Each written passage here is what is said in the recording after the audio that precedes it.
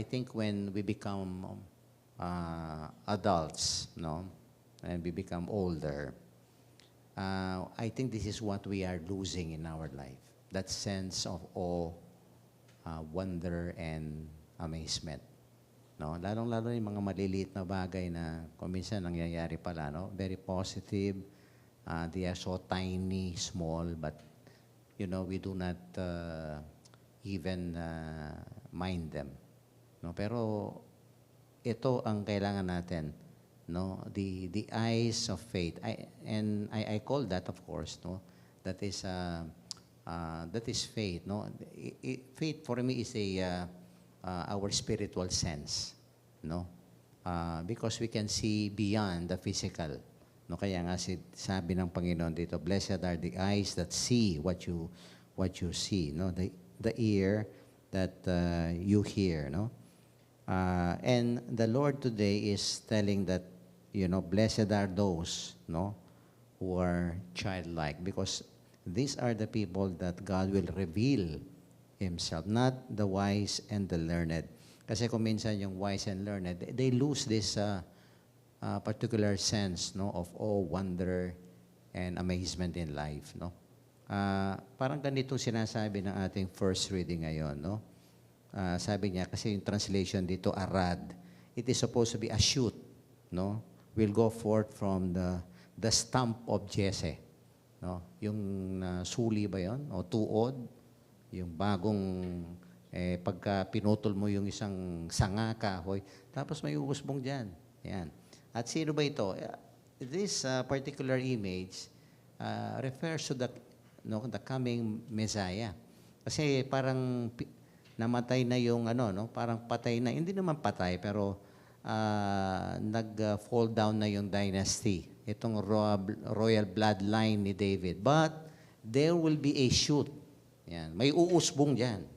Parang ganyan sinasabi ni Prophet Isaiah. And of course, this refers to the coming Messiah, no? At ito, sabi nga dito, the Spirit of the Lord will rest upon Him, and wisdom and understanding, the spirit of counsel and fortitude, knowledge and piety. These are the 7 gifts of the Holy Spirit, and of course, the fear of the Lord. So, uusbong ito. At tama, umusbong nga, no? Sa katauhan ng ating Panginoon. And look at this, no? This parang a new what is this? A new time. It's like for example, a new heaven, a new earth. Kasi nga may umusbong na from that dead stump, no? Nagkaroon ng shoot. Etong gusto ko dito sa first reading natin, the description of Isaiah, no? This new earth, parang new world, something like that. Sabi niya, the wolf will dwell into the lamb. The leopard will lie down with the kid. The calf and the lion and the sheep will abide together, and the little boy will drive them. The calf and the bear will feed together, and their young ones will rest together. And the lion will eat straw like the ox. These are animals that you cannot put together, no? Parang aso at pusa. Although iba yung aso at pusa ko dyan sa kasi very friendly sila sa each other, no? They can understand. Yung language ng aso, yung mga aso ko, language din ng pusa, no?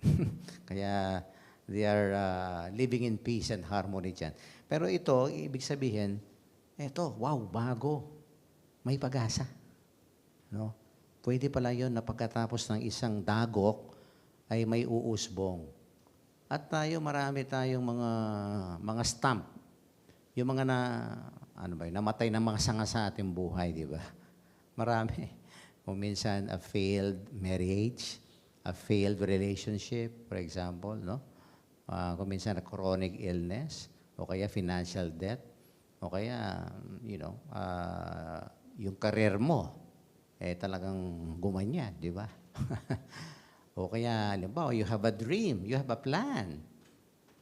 Pero wala Hindi na-realize. Ang dami nating, di ba?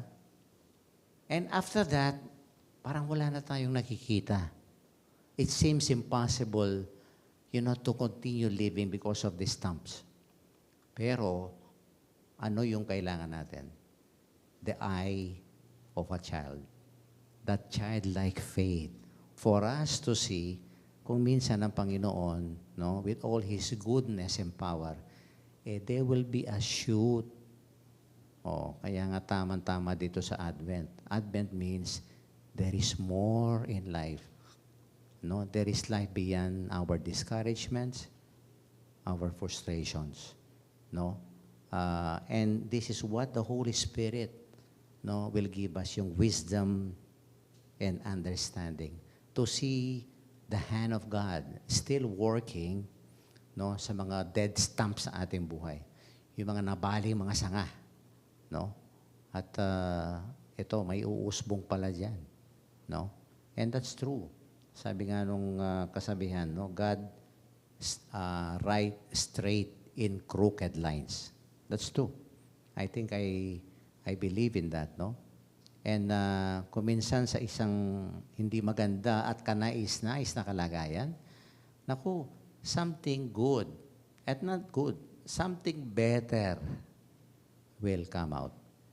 I think ako personally, dito sa radio station na ito, so many times, in the past, Father, kung hindi mo na kaya yan, isarado mo na. It's the end of the line for Bright FM. Ako gusto ko nang maniwala, it's the end of the line. Buti siguro, sabi ko nga sa sarili ko, Lord, is it the end of the line? I think the kind of response I got from the Lord, this is my work. Don't worry. It's not your problem. It is my problem. Just work on me, and we will get through with this. And totoo, may uusbong. Magko-continue pa. There is more. Kaya the best is yet to come. Sabi nga ng definition ng hope. Mayroon pa. Di ba? I think a few days ago, last week, about 2 weeks ago, after my massing in the cathedral, itong aling ito, hindi ko makalimutan kasi talagang iyak ng iyak. And then, she met me sa likod ng, doon sa sacristy. Pagkatapos, kinuwento niya yung buhay niya. Talagang, it's the end of the line. Parang something like that. Because, nagkahiwalay sila mag-asawa. She was faithful. Lahat, ginawa niya. Yung mga tipong, where did I go wrong? Matanda na siya, Pero pinagpalit pa rin itong kanyang asawa. To cut the long story short, na-accept na yon, okay, na nangyari sa kanya. Kaso ito, binalikan ng lalaki, itong matandang balalaki. Bakit? Iniwan nung third party, may sakit pa. Okay. Pagka ganyan, doon nare-realize ng mga, di ba? Naku, buti pa yung asawa ko siguro. Yan. Siyempre, dalawa yung anak niya. Naku, tinanggap nung anak. Pero siya, naku, ayaw niya. And up to this moment, nung kausap ko siya, ayaw niyang patawarin itong asawa niya. Okay, nasusuklam siya, nagdidiri siya, parang ganyan. But he was there living sa kanilang bahay kasi nga in-accept ng dalawang anak nila, Alaga yung, although po, wakakit yung mga tipong talagang masisira yung ano niya. Among, sabi niya, I realize, I want to forgive him, but I cannot. I think it's the end of the line for me. Parang, hindi ko na magawa ito. Sabi niya, hindi ko po magawa yata yung patawarin ko siya. And then all of a sudden, I told her, mag-umpisa ka sa mga maliliit na bagay. Small steps. Siguro ngitian mo siya every morning. Sabi ko. At siguro ikaw ng next time, ikaw magluto doon sa almusal niya. Start showing, a little care. Little lang, sabi ko. Yung mga maliliit. Yan, parang shoot. Ba? I think last week na nakita ko siya. Medyo sabi niya, kumaan po ang loob ko, Father, no? Kasi yun nga, nag-start siya dun sa small shoot, believing na there is more. Sabi ko, isang sinabi ko sa kanya, ano ba yung pinangako nyo nung, di ba, for better, but not for worse. For better, for worse. For richer, for poorer. Ngayon, worse ka. In sickness and in health, may sakit siya. Pinangako mo yan. Kinonsent siya kay Ma. Siguro na ano siya. And I was so happy doon that finally she saw a glimpse, a tiny glimpse of hope. That shoot na sinasabi ng ating first reading ngayon. And it takes a childlike faith to see that. No, only a child can see and then wonder and be amazed, no, with that blessing or with that grace. Kaya siguro sa atin ngayon, no, as we celebrate the season of Advent, no, it is supposed to be a season of hope. Huwag tayong mawalan ng pag-asa. May mga kuminsan yun nga, no, mga sangang namatay. Okay? Yan, itong stump of Jesse. Pero ang Panginoon ay siguradong gagawa ng paraan. If we have that faith, makikita natin slowly but surely, a little shoot will come out. And that is childlike faith. Only in that sense that we can see in concrete that there is hope, that the best is yet to come. Amen.